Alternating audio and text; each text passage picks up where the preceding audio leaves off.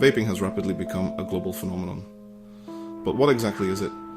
Vaping involves inhaling an aerosol produced by an electronic cigarette or similar device. These devices heat a liquid, often called e-juice.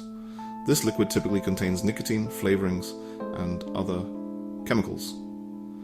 The heating process creates an aerosol that users inhale. This aerosol mimics the sensation of smoking traditional cigarettes.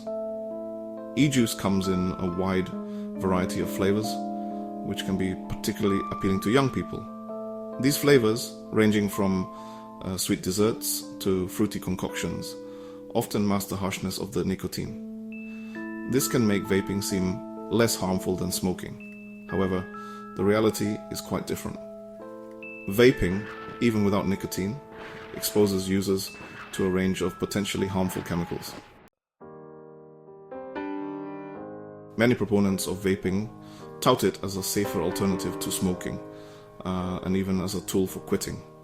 However, scientific evidence paints a different picture. Studies have shown that vaping is not a reliable method for smoking cessation. In fact, many individuals who try to quit smoking by switching to vaping end up engaging in dual use.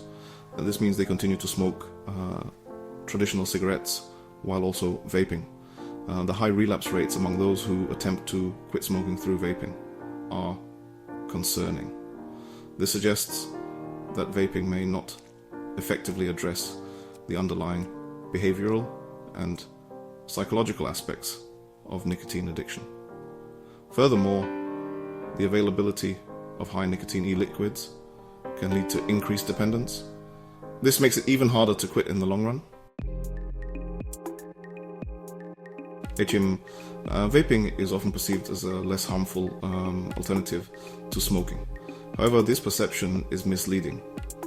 While vaping may expose users to fewer harmful substances compared to traditional cigarettes, it still carries significant health risks.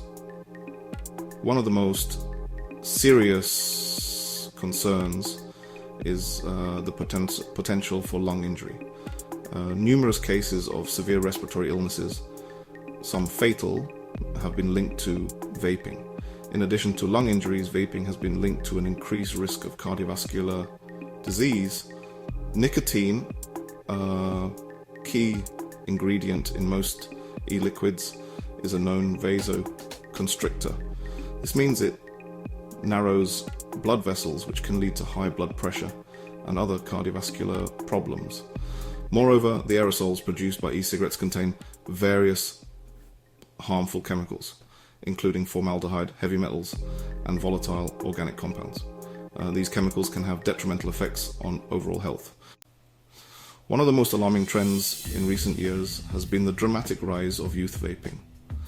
The availability of flavored e-liquids, coupled with aggressive marketing tactics, has led to a surge in vaping among teenagers and young adults. This is a significant public health concern, as nicotine exposure during adolescence can have long-term consequences for brain development. To combat this epidemic, authorities have taken legal action against companies selling unauthorized vaping products, particularly those targeting youth. For instance, the Minnesota Attorney General has filed lawsuits against companies selling e-cigarettes and nicotine pouches without the required authorization from the Food and Drug Administration. The FDA has also implemented regulations requiring e-cigarette manufacturers to submit their products for pre-market review. This is to ensure they meet certain safety and quality standards. Quitting vaping can be challenging, but it's definitely possible. There are various strategies and resources available to help individuals break free from nicotine addiction. Behavioral therapy is an effective approach that can provide personalized support and coping mechanisms.